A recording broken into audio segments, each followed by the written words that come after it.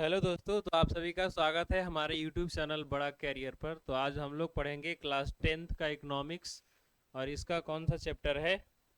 Fourth chapter है। कौन सा चैप्टर है? फोर्थ चैप्टर है। इसको ओपन किया है, ये नहीं है, फोर्थ चैप्टर है। कोई दिक्कत नहीं, ओपन कर लेते हैं, क्या दिक्कत है।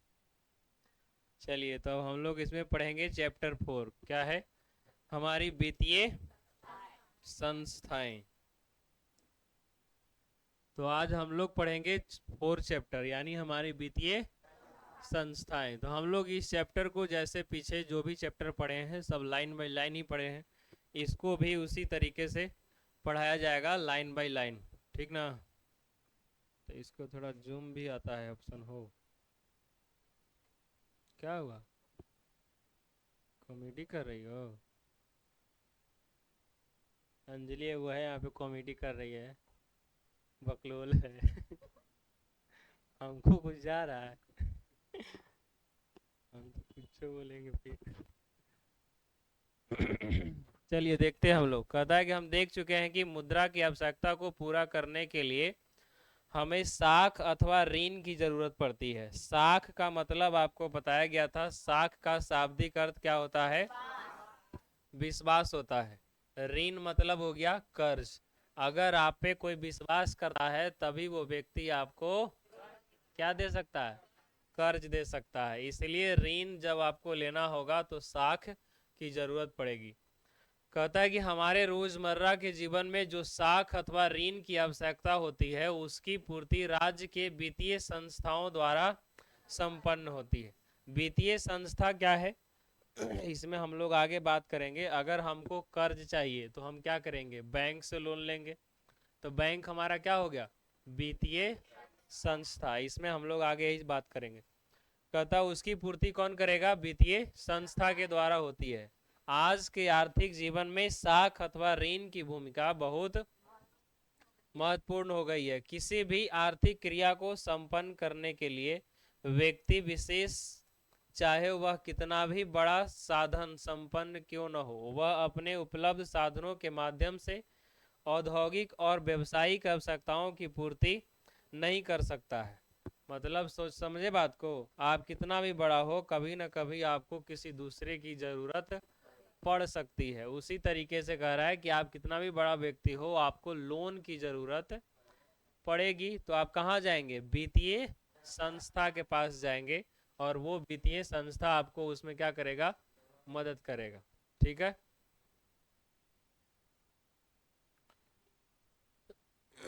स्वाभाविक रूप से ऐसे वित्तीय प्रबंध के लिए उन्हें सरकारी अथवा अर्ध सहकारी, सरकारी हो गया मतलब है क्या? जो सरकार के द्वारा हो। अर्ध सहकारी मतलब जो प्राइवेट हो और सरकार से उसको लाइसेंस दिया गया हो, वित्तीय संस्थाओं पर निर्भर करना पड़ता है। यहाँ यह ध्यान रखने योग्य बात है कि वित्तीय संस्थाएं या तो सरकार द्वारा स्थापित एवं संचालित होती है अथवा लोगों के सहयोग सहभागिता के माध्यम से भी स्थापित की जाती है। तो वित्तीय संस्था किसके द्वारा? या तो सरकार के द्वारा संस्थापित किया जाएगा या उसके द्वारा चलाया जाएगा, या फिर लोगों के सहयोग एवं सहभागिता के माध्यम से भी इसे स्थापित किया जाता है। वित्तीय संस्था मतलब जिससे हमें लोन जब चाहिए तो लोन लेंगे ना, तो जिससे लोन लेंगे वही क्या है? वित्तीय संस्था है। कहता है जिसे हम अर्ध सहकारी वित्तीय संस्था कहते हैं। उदाहरण के लिए, एक और जहां सरकार द्वारा स्थापित अथवा संपोषित बैंकिंग बैंकिंग संस्था साख अथवा ऋण की उपलब्ध कराता है, वही अर्ध सहकारी संस्थाओं में सहकारिता के आधार पर संस्थाएं कृषि क्षेत्र में साख को उपलब्ध कराती है। इसका कहने का मतलब क्या हुआ? कि जो सरकारी बैंक है वो तो लोन देता ही है, इसके साथ साथ अर्ध सहकारी बैंक भी, यानी अर्ध सहकारी वित्तीय संस्था भी है, जो कि कृषि के क्षेत्र में लोन को मुहैया कराती है। मतलब किसानों को लोन प्रदान कराती है, या छोटा छोटा लोन हो। तो ये सब कहाँ होगा? बैंक तुमको छोटा छोटा लोन नहीं देगा। तो वो सब लोन कौन देगा?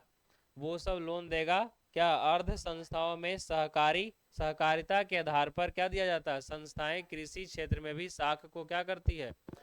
उपलब्ध करती है। समूह का नाम सुना है? नहीं सुने हो? समूह में क्या होता है? 10 से 11 महिलाएं आपस में मिल करके एक बैंक में ज्वाइंट अकाउंट खुलता है ना जी। और फिर उसमें वो सभी समूह में क्या होता है, कोई सीएम होते होंगे और उसके द्वारा लोन आता है, और इसमें से लोन जो है जिस महिला को ज़रूरत है वो अपना पैसा उठाएगी। तो इसको ये सब छोटा छोटा लोन होता है जो कि किसके द्वारा दिया जाता है? अर्ध संस्थाओं में जो सहकारिता है उसके द्वारा मतलब ये सब दिया जाएगा, छोटा छोटा लोन।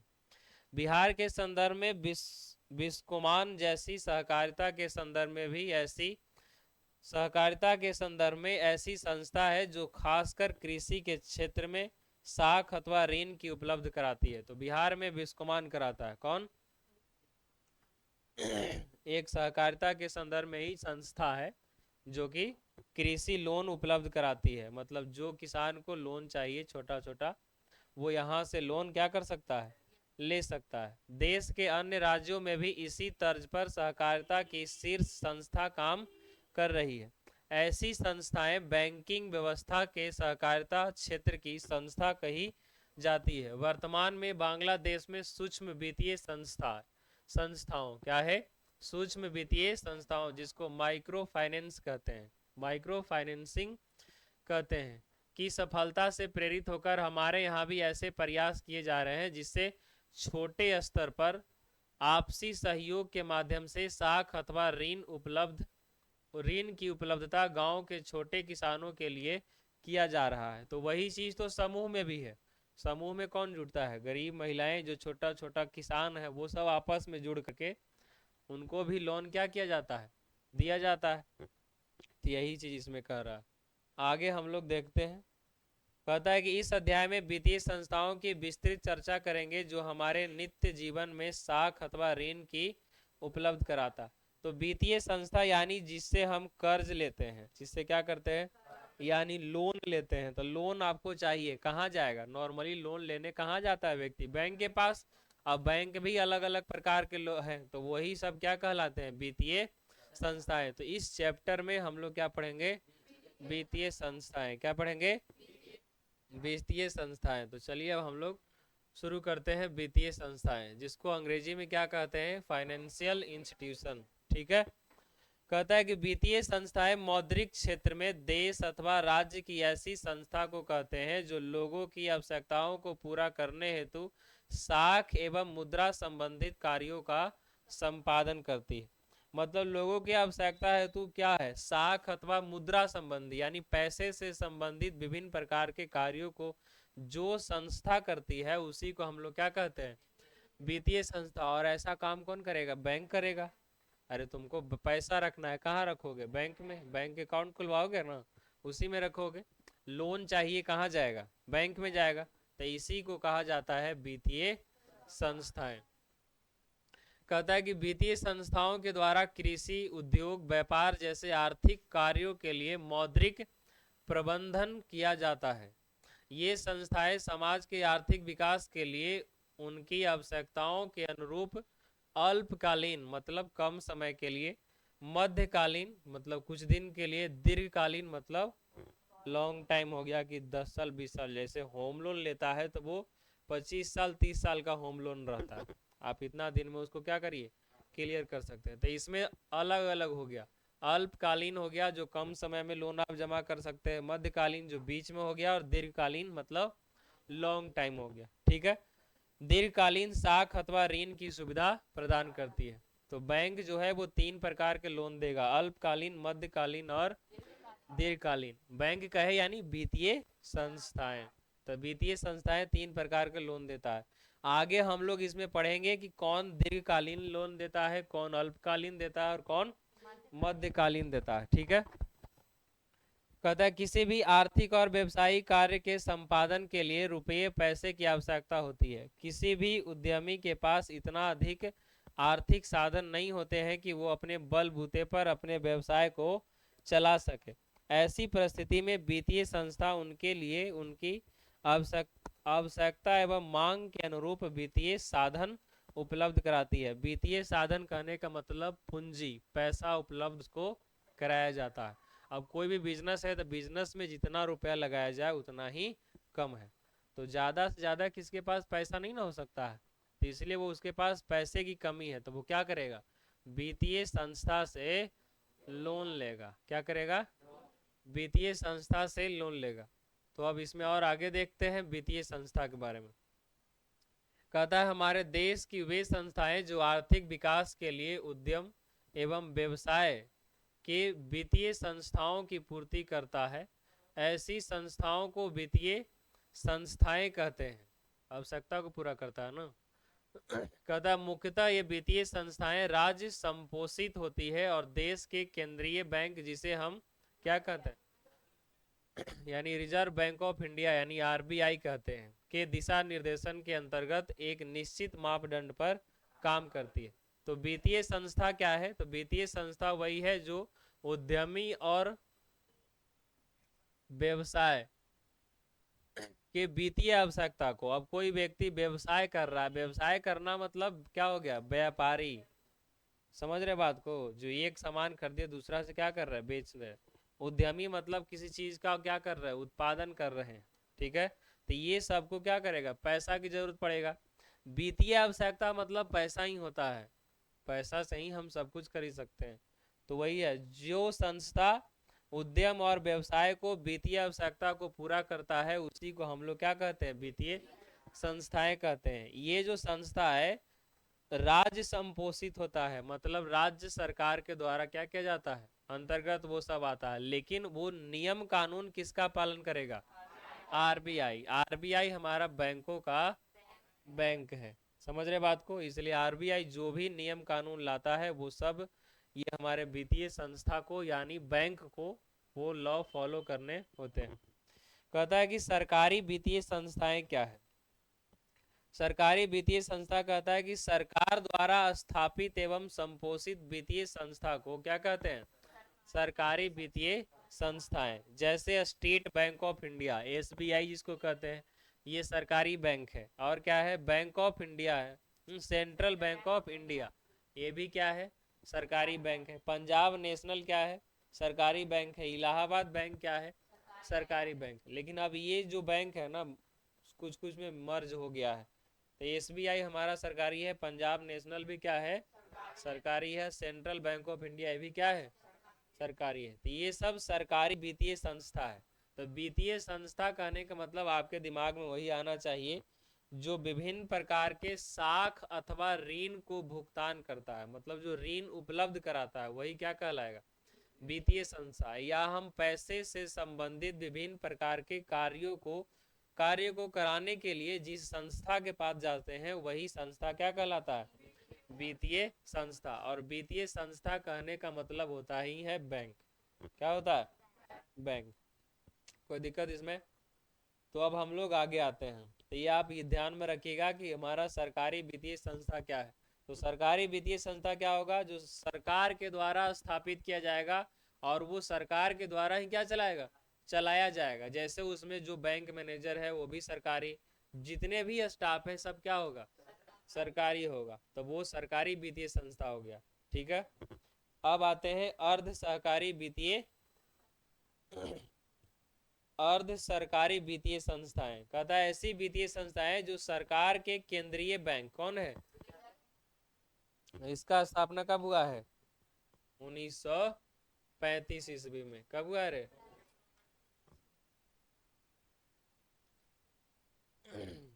वैसी वित्तीय संस्थाएं जो सरकार के केंद्रीय बैंक के निर्देशन में उनके द्वारा स्थापित मापदंडों पर समाज के लोगों की वित्तीय आवश्यकताओं की पूर्ति करती है, उसे इस अर्ध सहकारी वित्तीय संस्था कहते हैं, यानी उसे ही अर्ध सहकारी वित्तीय संस्था कहते हैं। जैसे देखो ये चलाया कैसे जाएगा, कहता है कि ये ऐसी वित्तीय संस्था है जो सरकार के केंद्रीय बैंक के निर्देशन में, मतलब वो नियम कानून किसका पालन करेगा, केंद्रीय बैंक यानी आरबीआई का, लेकिन चलाने वाले लोग क्या होंगे, प्राइवेट आदमी होंगे। क्या होंगे, मतलब वो बैंक किसी एक प्राइवेट व्यक्ति का होगा और वो बैंक को खोलने के लिए उसको बस लाइसेंस लेने की जरूरत है। किससे? आरबीआई से। किससे? आरबीआई से। मापदंडों पर समाज के लोगों की वित्तीय आवश्यकताओं को पूरी करती है, उसे ही क्या कहा गया है? अर्ध सरकारी वित्तीय संस्थाएं। जैसे क्षेत्रीय ग्रामीण बैंक या मध्य बिहार ग्रामीण बैंक भी है, या बिहार राज्य कोऑपरेटिव बैंक। ये सब जो है भी क्या है? प्राइवेट बैंक है। बंधन बैंक हो गया, और भी बहुत सारा बैंक है। जितना भी तुमको समूह का लोन जो देता है वो सब क्या है? Private bank. बस उसके पास वो सब किसके दिशा निर्देशन में काम करता है? केंद्रीय बैंक यानी RBI, reserve bank of India. इसकी स्थापना कब हुई है? 1935। ठीक है। अब कहता है कि सूक्ष्म वित्तीय संस्थाएं क्या है? सूक्ष्म वित्तीय संस्थाएं कहता है छोटे पैमाने पर गरीब जरूरतमंद लोगों को स्वयं सेवी संस्था के माध्यम से कम ब्याज पर साख अथवा ऋण की व्यवस्था करने वाली संस्था को क्या कहा जाता है? सूक्ष्म वित्तीय संस्थाएं कहते हैं। यानी वैसी संस्था जो गरीब लोग है लेकिन उसको भी लोन का जरूरत पड़ रहा है, तो उसकी जरूरत को जो पूरा करेगा उसी को हम क्या कहेंगे? सूक्ष्म वित्तीय संस्थाएं। अब कोई एक महिला बहुत गरीब है या एक व्यक्ति बहुत गरीब है, अब उसको लोन बैंक नहीं देगा, तो बैंक लोन नहीं देगा क्योंकि उसके पास कुछ है नहीं। तब उस महिला को एक समूह बना दिया जाता है जिसमें 11 महिलाएं या 15 भी होता है, और वो समूह जुड़ करके उसका क्या करती है? लाभ उठाती है। उस समूह में जितने भी महिला है सब जुड़ जाएगी और इसमें पैसा आता है। अब जिस महिला को, मतलब जिस व्यक्ति को कह सकते हैं, जितना पैसा की जरूरत है वो पैसा अपना क्या कर सकता है? ले सकते हैं और बाद में उसको जमा कर सकते हैं। तो इससे क्या हो गया कि एक समूह बन गया। अब ये गारंटी है कि जो लोन ले रही है वो लोन देगी। हालांकि इसमें भी कोई गारंटी नहीं है, लेकिन जो इसमें पुरुष का समूह नहीं बनता है, सुना है कि पुरुष का समूह बना? नहीं, इसमें क्या है? महिला का समूह है, क्योंकि महिलाएं लोन जो है किसी का कर्ज रखती नहीं है। अब उस टाइप का होगी जो रख लेगी तो जैसे अंजलि के टाइप बात अलग है। लेकिन ऐसे इसीलिए इसमें क्या जोड़ा गया? सिर्फ महिलाओं को जोड़ा जाता है ताकि उनको लोन मिले और वो अपना काम कर सके। और ये सब कौन करता है? सूक्ष्म वित्तीय संस्था करता है। कहता है इस संदर्भ में अपने पड़ोसी देश बांग्लादेश के नोबेल पुरस्कार से सम्मानित प्रोफेसर मोहम्मद क्या यूनुस का प्रयास सराहनीय है, जो गरीब ग्रामीणों के लिए सूक्ष्म वित्तीय प्रबंध के माध्यम से उनके विकास कार्यों में क्या करते हैं? सहयोग किया है, और जिसका प्रयोग बिहार के ग्रामीण अपेक्षित क्षेत्रों में भी किया जाना चाहिए। किया जाना चाहिए नहीं, किया जा रहा है। और टाउन में भी महिलाएं स्वयं, मतलब समूह बना करके बैंक से क्या कर रही है? लोन ले रही है। या फिर जो समूह में महिलाएं हैं उसको जरूरत नहीं रहेगा, लेकिन किसी दूसरे महिला को जरूरत है, तो वो समूह में पैसा उठा करके दूसरा को क्या करेगी? देगी, और फिर उससे पैसा कम ब्याज पर दिया जाता है और उससे सूद के साथ लिया जाता है। जैसे कोई पैसा 30,000 निकाल रहा है, क्या निकाल रहा है? 30,000 कहा उसको, चलो हमको पैसा की जरूरत है। अब इससे 18 महीना भराएगा कितना? 5-500। कितना भराएगा? मतलब 18 महीना नहीं भाई साहब, गलती बोल दी। हर सप्ताह में, एक वीक में कितना भरना है? 500। कितना भरना है? 1 वीक में कितना भरेगा तुम? 500। यानी 7 डे में कितना भरना है? 500। अब तुम सोचो एक महीना में कितना भर दिया? 2,000 भरेगा ना। अब 18 महीना भरना है। कितना महीना भरना? 18 महीना भरना। तुम सोच लो, तो 18 मंथ में जितना सप्ताह हो गया उसको मल्टीप्लाई कर लेना है। 36 को कितना? 36 सप्ताह हुआ। अच्छा, मंथ में ना। हाँ, तो 30,000 लिया है, लेकिन तुमको देना कितना पड़ गया? 36,000। तो इस तरीके से अब 500-500 रुपया दे देता है कमा कमा करके। लेकिन इसको एक बार मोटा पैसा मिल गया ना जी, अब इस पैसे का कोई काम उपयोग कर लेगा। ठीक है। ये होता है क्या? सूक्ष्म वित्तीय संस्थाएं। ठीक है। इसे जिसको जरूरत पड़ता है, जिसका जैसा जरूरत है उसके अनुसार उस संस्था से अपना पैसा उठाता है। लेकिन आजकल बिहार में सबसे ज्यादा बोलबाल है सूक्ष्म वित्तीय संस्थाएं, क्योंकि महिलाएं समूह में जुड़ेगी, बस उसको पैसा की जरूरत हो अपना क्या करेगी, निकाल लेगी। अब कहता है कि उपरोक्त बातों से स्पष्ट है कि देश की आर्थिक विकास के लिए जितनी पूंजी की आवश्यकता होती है उसकी व्यवस्था वित्तीय संस्थाओं के द्वारा ही किया जाता है। यानी कोई बिजनेस करना चाहता है तो बिजनेस के लिए लोन लेगा। अब वो लोन कहाँ से लेगा, बैंक से, यानी वित्तीय संस्था से। जब तक वो वित्तीय संस्था से लोन नहीं लिया, और कहाँ से ले सकते हैं, वित्तीय संस्था हमारे लिए उत्तम है व्यवस्था, वहीं से लोन लेना भी चाहिए अगर जरूरत पड़े तो। कहता है कि यहाँ ध्यान देने योग्य बात यह है कि एक निश्चित कानूनी मापदंड के आधार पर ही ये वित्तीय संस्थाएं अपने ग्राहकों को वित्तीय आवश्यकताओं की पूर्ति करता है। यानी एक निश्चित उसके यहाँ कानून बना हुआ है, फॉर्म भरेगा ना, लोन लेना है तो फॉर्म भरा जाता है, विभिन्न प्रकार के वेरिफिकेशन किया जाता है, तभी आपको क्या मिलेगा, लोन मिलेगा। कहता है कि ये समस्त व्यक्ति अथवा व्यावसायिक प्रतिष्ठान जो विकास के काम में लगे हुए हैं और जो अपने कार्यों के लिए रुपयों पैसों की संस्थागत मांग करते हैं, वे सभी इन वित्तीय संस्थाओं के क्या हैं, ग्राहक हैं। मतलब जितने भी व्यापारी हैं या फिर उद्योग धंधे करने वाले लोग, मालिक हैं, या छोटे छोटे व्यापार करने वाले लोग हैं, वो सब इनके क्या है, ग्राहक है। जैसे तुमको मैगी चाहिए, बिस्किट चाहिए, बर्गर चाहिए, पिज़्ज़ा चाहिए, और क्या चाहिए, मोमो चाहिए, और क्या है, गुपचुप चाहिए, तो ये सब के लिए तुम लोग रोज कहीं ठेला पे जाते हो खाने गुपचुप, तो तुम उसके लिए क्या हो गए, ग्राहक। अब तुम रोज बैंक से लोन मांगने जाएगा, बैंक से लोन कौन मांगेगा, जिसको पैसा की जरूरत है। तो किसको जरूरत पड़ेगा, जो व्यवसाय करेगा, है ना। तो वो उस सब के लिए क्या है, ग्राहक है, क्या है, उसका ग्राहक है। अतः आर्थिक विकास के लिए वित्तीय संस्थाओं की सहभागिता आवश्यक है, जिसके बिना विकास की क्रिया संपन्न नहीं की जाती है। समझ गए बात को। चलिए तो अब हम लोग आगे पढ़ते हैं वित्तीय संस्थाएं के प्रकार। यानी वित्तीय संस्थाएं दो प्रकार की होती है, कितना प्रकार के, एक कहता है राष्ट्रीय वित्तीय संस्थाएं और दूसरा होता है राज्य स्तरीय वित्तीय संस्थाएं।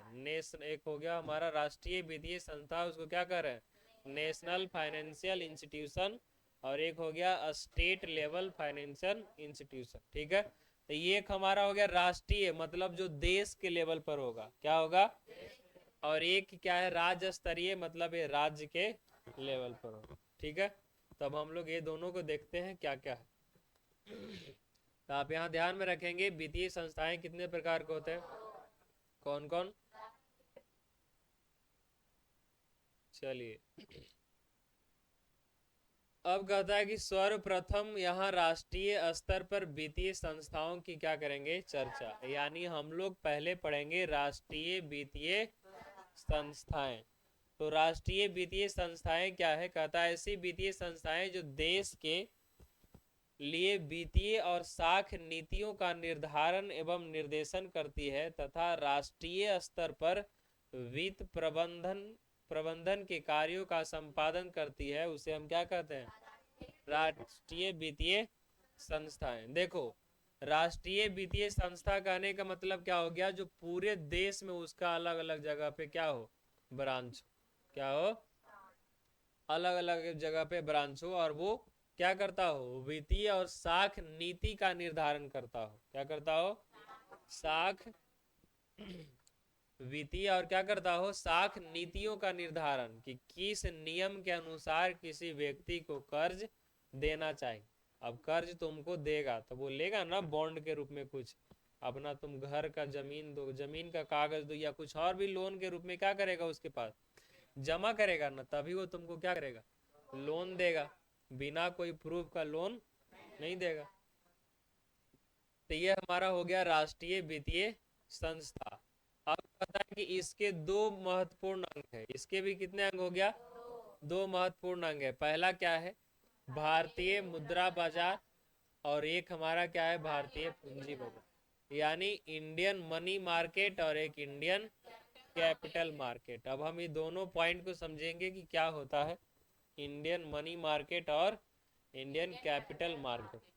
कहता है कि आपने देश के ऐसी मौद्रिक बाजार जहां उद्योग एवं व्यवसाय के क्षेत्र के लिए अल्पकालीन एवं मध्यकालीन वित्तीय व्यवस्था एवं प्रबंध किया जाता है उसे भारतीय मुद्रा बाजार कहते हैं। हम लोग अभी पीछे पढ़े थे कि वित्तीय संस्थाएं तीन प्रकार के साख या ऋण को क्या करता है, मुहैया कराता है। अल्पकालीन, मध्यकालीन और दीर्घकालीन। समझ रहे बात को? तो जो अल्पकालीन और मध्यकालीन जो ऋण देता हो, क्या देता हो? ऋण मतलब कर्ज, लोन। जो अल्पकालीन और मध्यकालीन जो देता है उसी को कहा गया है भारतीय मुद्रा बाजार। क्या कहा गया है? कहता है कि अपने देश के ऐसे मौद्रिक बाजार जहां उद्योग एवं व्यवसाय के क्षेत्र के लिए अल्पकालीन एवं मध्यकालीन वित्तीय व्यवस्था एवं प्रबंध किया जाता है उसी को क्या कहा गया है? समझ गए बात को? अब कहता है भारतीय पूंजी बाजार में भी उद्योग और व्यवसाय के लिए क्या किया जाता है? दीर्घकालीन वित्तीय व्यवस्था और प्रबंध किया जाता है उसी को क्या कहा गया है? भारतीय मुद्रा बाजार ही कहा गया। ठीक है, लेकिन मुद्रा बाजार में अल्पकालीन और क्या आता है? ये दीर्घकालीन जो देगा वो किस में आएगा? भारतीय पूंजी बाजार। कोई दिक्कत? अब कहता है कि सामान्यतः भारतीय मुद्रा बाजार को संगठित और असंगठित क्षेत्रों में विभाजित किया जाता है। संगठित क्षेत्र में वाणिज्य बैंक, निजी क्षेत्र के बैंक, सार्वजनिक क्षेत्र के बैंक एवं विदेशी बैंक शामिल किए जाते हैं। समझो बात को ध्यान से। कहता है कि सामान्यतः भारतीय मुद्रा बाजार में, किसमें? मुद्रा बाजार किसको कह रहे हैं? जो अल्पकालीन और मध्यकालीन जो लोन देता है वो क्या हो गया? भारतीय मुद्रा बाजार। और भारतीय पूंजी बाजार किसको कह रहे थे? जो दीर्घकालीन लोन देता होगा। ठीक है, तो अब हम लोग भारतीय मुद्रा बाजार को होता है, इसको दो भाग में बांटा गया है, एक संगठित और एक क्षेत्र में विभाजित किया जाता है।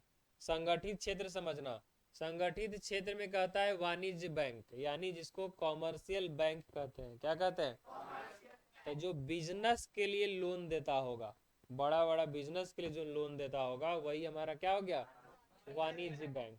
निजी क्षेत्र के बैंक मतलब प्राइवेट बैंक, जो किसी एक व्यक्ति के द्वारा सेंट्रल बैंक यानी क्या है? केंद्रीय बैंक यानी आरबीआई से लाइसेंस लेकर खोला गया, वो क्या हो गया? निजी क्षेत्र के बैंक। समझ रहे बात को? निजी क्षेत्र का बैंक मतलब है क्या हो गया? किसी व्यक्ति के निजी काम के लिए जो लोन देता हो। सार्वजनिक क्षेत्र के बैंक हो गया मतलब जो सभी क्षेत्र में लोन देता हो। तुमको जमीन लेना है तो भी लोन देगा, शादी करना है तो भी लोन देगा, पर्सनल लोन देगा, बिजनेस लोन देता है, अलग अलग तरीके का लोन। अब कहता है एवं विदेशी बैंक शामिल किए जाते हैं। विदेशी बैंक जो क्या हो? दूसरे देश का बैंक हो और वो हमारे देश में भी उसकी संस्था हो। ठीक है, कोई दिक्कत?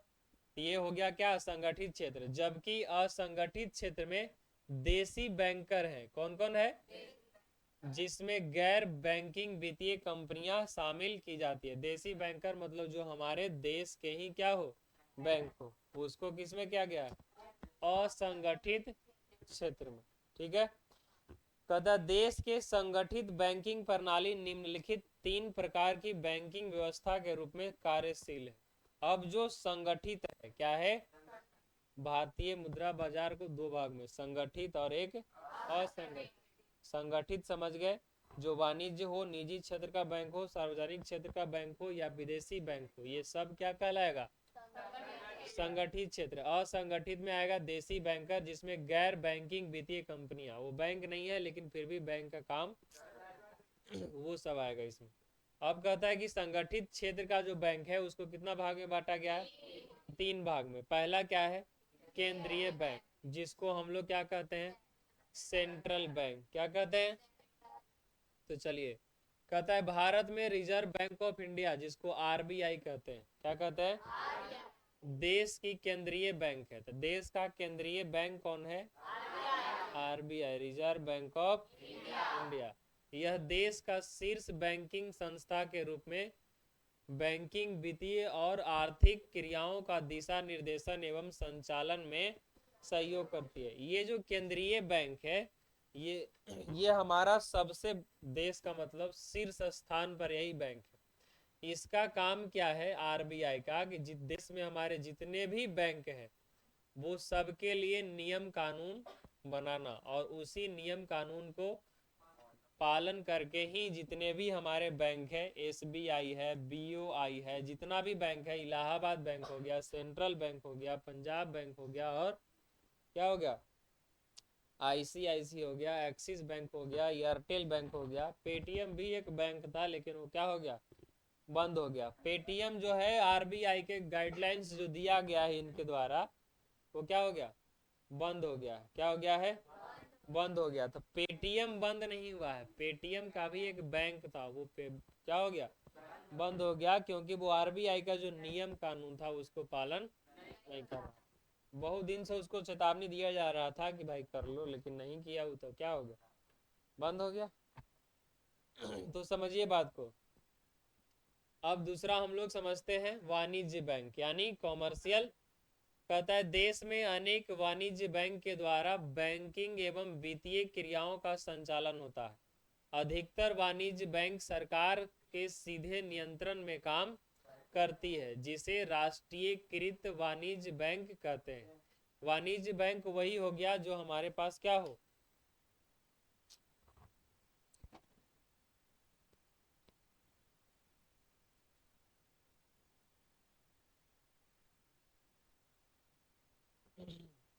चलिए समझिए। कदा देश में अनेक वाणिज्य बैंक के द्वारा बैंकिंग एवं वित्तीय क्रियाओं का संचालन होता है।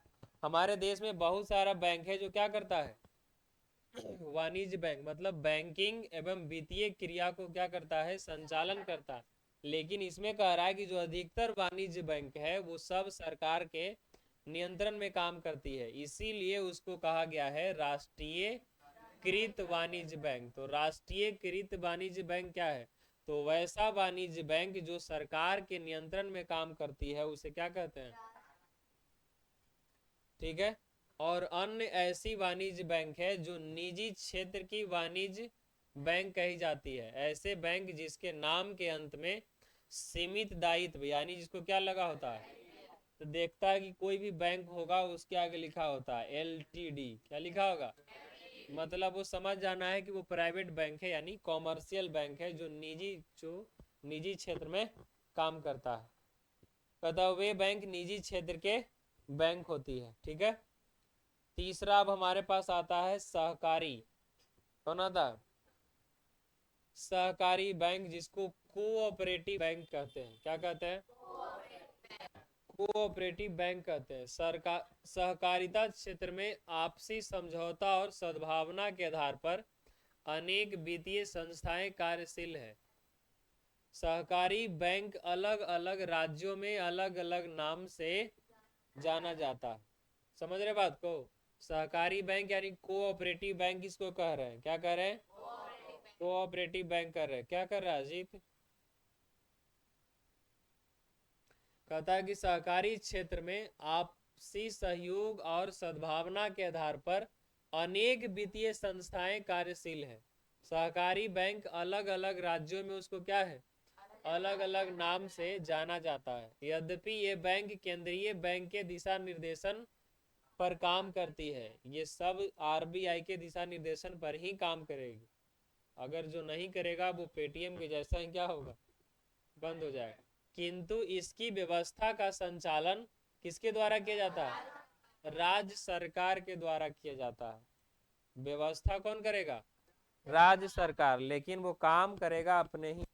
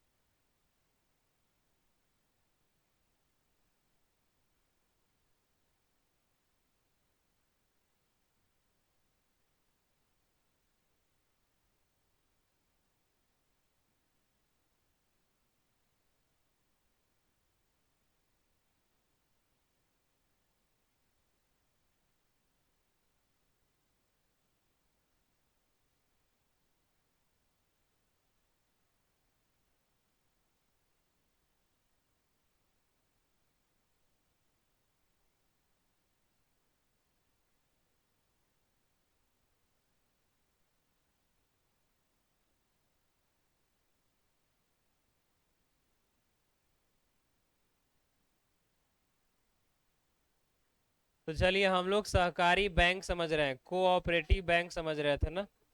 कहता है कि ये अलग अलग राज्यों में अलग अलग के नाम से जाना जाता है। ये आरबीआई के दिशा निर्देशन में ही काम करता है, लेकिन ये क्या है, इसकी व्यवस्था का संचालन कौन करता है? राज्य सरकार के द्वारा। अब बिहार में है तो बिहार के राज्य सरकार करेगा, अगर यूपी में है तो क्या करेगा? यूपी के राज्य सरकार को करेगा। क्या हुआ? आओ इधर, आओ ना। अब तुमको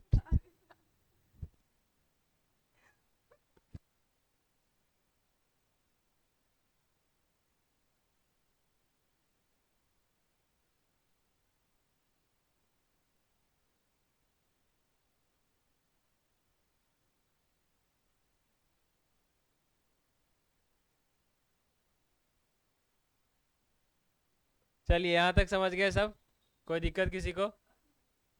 अब कहता है कि उपयुक्त वित्तीय संस्थाओं के आधार के द्वारा भारत के उद्योगकर्ता एवं कृषक को वित्तीय सहायता प्रदान की जानी है, जिसके कारण यहाँ बहुत सारे औद्योगिक घरानों का विकास हुआ है। खासकर बड़े बड़े उद्योग इसके प्रमुख उदाहरण हैं। कृषक मतलब किसान पर भी इन वित्तीय संस्थाओं से लाभान्वित होते रहे हैं और इनके द्वारा उद्योग का विकास किया जा रहा है। मतलब सहकारी बैंक यानी कोऑपरेटिव बैंक भी है, ये भी लोन देने का काम करता है और इसके लोन देने से बिजनेस क्या हो रहा है? बढ़ रहा है। यहाँ वही चीज लिखा है, औद्योगिक घरानों का विकास हुआ है। अब किसी को लोन दे देगा, अब जिसका फैमिली यानी पुरख जो है, पूर्वज बिजनेस नहीं किया है, वो भी पैसा आ जाने के बाद क्या करेगा? बिजनेस करेगा। तो क्या होगा? औद्योगिक घरानों यानी घर का क्या हो रहा है? वैसा घर जो क्या करे? उद्योग धंधा में जा रहा है, इसलिए औद्योगिक घराना लिखा है। ठीक है। हम लोग यहाँ थोड़ा सा पढ़ लेते हैं इसको। ये कहता है संगठित बैंकिंग प्रणाली। कहता है केंद्रीय बैंक आरबीआई देश का केंद्रीय बैंक है। यह देश के शीर्ष बैंकिंग संस्था के रूप में क्या करती है? काम करती है। वाणिज्य बैंक क्या है? वाणिज्य बैंक के द्वारा बैंकिंग एवं वित्तीय क्रियाओं का संचालन होता है। सहकारी बैंक क्या है? आपसी सहयोग और सद्भाव के आधार पर जो तुम्हारा स्वयं सहायता समूह है, सब एक महिला एक दूसरे से जुड़ा होता है। किस लिए जुड़ा होता है? वो सब हम्म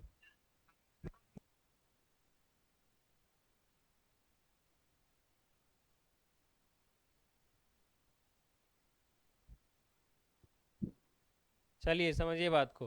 तो सहकारी बैंक वही है कि जो आपसी सहयोग और सद्भावना के आधार पर वित्तीय संस्थाएं कार्यशील है, उसे क्या कहा गया है? सहकारी बैंक। ठीक है। इसे कौन चलाता है? राज्य सरकार द्वारा संचालित होता है। तो अब हम लोग पढ़ते हैं भारतीय पूंजी बाजार। क्या पढ़ते हैं? कहता है कि भारतीय पूंजी बाजार मुख्यतः दीर्घकालीन पूंजी उपलब्ध कराती है। दीर्घकालीन कहने का मतलब क्या हो गया? तो अब हम लोग इस वीडियो के यहीं पे समाप्त करते हैं। इसको हम लोग अगले वाला वीडियो में करेंगे, नेक्स्ट वीडियो में। यहाँ पे एक लड़की है, बकलोल है, अंजलि। इसको खाने जाना है। कहाँ? कहाँ जाना है? तो ठीक है, तब तक आप इसको पढ़िए। किताब जो होता है उसको लाइन बाय लाइन पढ़ना ही अच्छा होता है, ताकि आपसे ऑब्जेक्टिव सवाल बने। तो इसको आप वीडियो को देखिए, जहाँ इंपॉर्टेंट पॉइंट लगता है उसको लिख लिया कीजिए। बाकी आप सभी को मिलते हैं हम लोग अगले वीडियो में। Thank you.